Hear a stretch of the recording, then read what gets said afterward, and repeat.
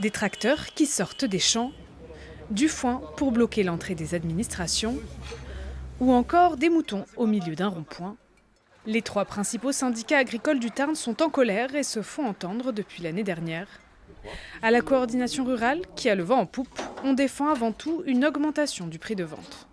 40 ans en arrière, le blé valait 200 euros tonne, il vaut toujours 200 euros.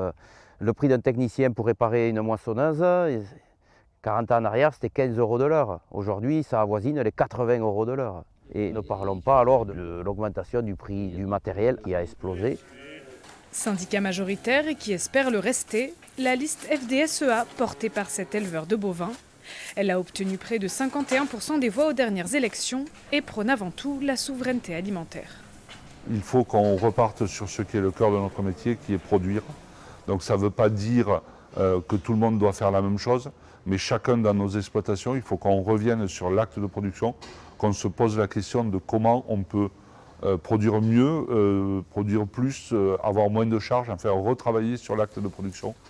Autre liste à se présenter, la Confédération paysanne. Si les 3 syndicats se rejoignent sur la nécessité d'un revenu décent pour les agriculteurs, ils ne mettent pas en avant les mêmes moyens pour y arriver.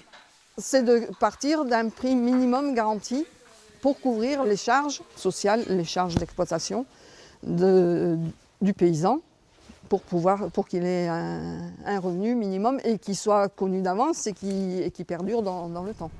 Les élections de la Chambre d'agriculture se tiendront le 31 janvier prochain. Elles détermineront le cap agricole du Tarn pour les 6 prochaines années.